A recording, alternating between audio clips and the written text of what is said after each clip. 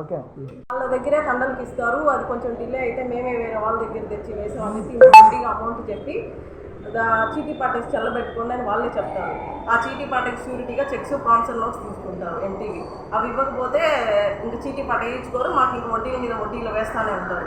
ఆ భయంతో వాళ్ళకి ఇచ్చి కట్టి చెల్లించుకుందామంటే వాటిని అంతా కట్టిన తర్వాత ఇస్తామని చెప్పి ఫైనల్గా వాటిని అడ్డు పెట్టుకొని మీరు ఒక నెల లేటు కట్టారు, దానికి వడ్డీ కట్టాలంటారు. మళ్ళీ సరే అలా వడ్డీలు కట్టి అయిపోయింది. ఇంకా ఇదేంటి అని చెప్పి రివర్స్ తిరిగినందుకు చెక్ బౌన్స్ కేసులు వేస్తూ ఉంటారు. మీ చెక్ మా దగ్గర ఉంది, నేను లా చదువుతున్నాను, ఏ కేసులు ఇరిగించాలో నాకు బాగా తెలుసు, పోలీసులు అందరూ కూడా నాకు తెలుసు అని చెప్పి చెక్ బౌన్స్ కేసులు వేస్తారు.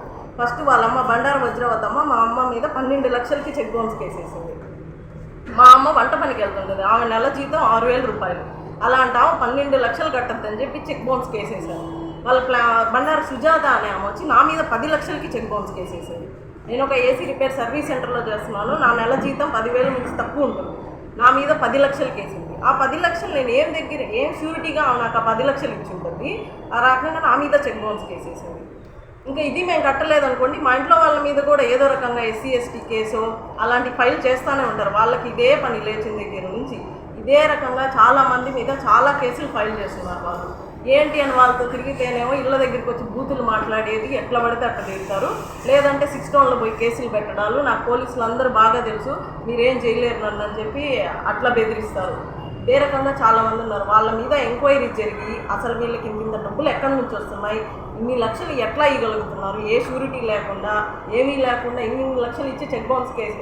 వీళ్ళ ప్లాన్ ఏం లేదండి, 10 లక్షలకి వేస్తారు, రాజీకి పోతాం కదా అలాంటి వాళ్ళు భయపడిపోయి కేసులు ఇవి అని చెప్పి వెళ్ళిన తర్వాత రాజీ చేసుకోవడానికి ఒక 5 లక్షలుగా మాట్లాడుకుంటారు.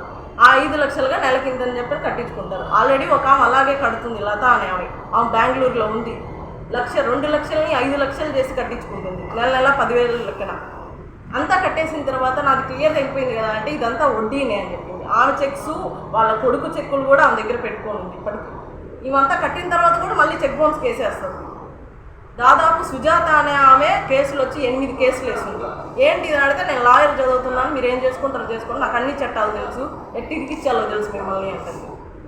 వాళ్ళ అమ్మ వచ్చి 2 కేసులు వేసింది చెక్ బౌన్స్ కేసులు. వాళ్ళ అమ్మ చేత కూడా ఈమె ఇస్తుంది, ఈమె ఉండి అంతా నడిపించేది వెనకుండి. వాళ్ళ హస్బెండ్ ఏంటంటే కావాలని వెళ్ళి మాట్లాడి గొడవ పెట్టుకునేది, ఏదైనా అయిందంటే నన్ను కులం పేరుతో తిట్టారు అని ఆయన పరంగా ఆయన SC ST కేసులు పెడతారు. వీళ్ళ ముగ్గురు డిసైడ్ చేసుకుంటారు ఎవరి మీద ఎలాంటి కేసులు వేయాలి అని చెప్పి. దానికి సలహాలన్నీ ఆమె సుజా ఇస్తుంటారు. ఇదే రకంగా అందరినీ ఇబ్బంది పెడుతున్నారు. అందరూ పాపం భయంతో వాళ్ళకి కడతా ఉన్నారు. ఇంకా చాలామంది ఇప్పటికీ కడుతున్నారు. వాళ్ళని రమ్మంటే భయంతో ముందుకు రావట్లేదు, ఏ కేసులు పెడతారా అని చెప్పి. ఈ మీద కూడా వచ్చి చెక్ బౌన్స్ కేసేస్తున్నారు. వీళ్ళ పిల్లల మీద అట్రాసిటీ కేసులు ఫైల్ చేస్తున్నారు. ఇదే రకంగా వేధిస్తున్నారు. SP ఆఫీస్లో కూడా కంప్లైంట్ ఇచ్చి వచ్చాము. వీళ్ళ మీద ఎంక్వైరీ జరిగి వీళ్ళకి ఖచ్చితంగా శిక్ష పడాలని చెప్పి మేము కోరుకుంటున్నాం. ఆయన పేరు సుబ్రహ్మణ్యం. బండారు సుజాత మోహన్ అని వాళ్ళిద్దరు నన్ను మోసం చేసేస్తారు. డబ్బులు తీసుకొని 10 సంవత్సరాల నుంచి పరిచయం దానికి మాకు ఇస్తూ తీసుకుంటూ ఉంటుండింది.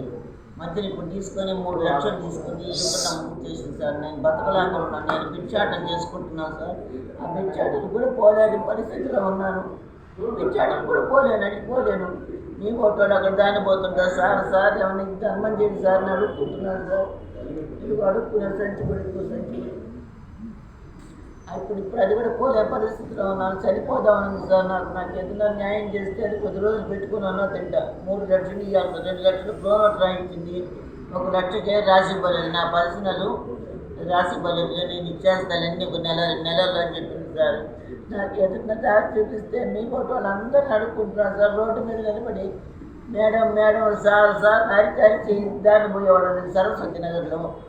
ఇదే పాఠశాల మందులు కూడా లేవు సార్, మింగడానికి షుగరు BP ఎక్కువగా ఉంది, మందులు కూడా లేవు నాకు. నేను ఎట్టు బతుకానైనా మీరందరూ ఏదైనా సహాయం చేస్తే బతుకుతా, లేకపోతే చచ్చిపోతాను. ఏదో ఒకటి చేసుకొని నేనే చేసేసుకుంటా, ఏదో ఒకటి చేసుకుని చచ్చిపోతా ఖచ్చితంగా. నేను ఎవరి కోసం బతకబడలే, నాకు ఎవరు లేరు.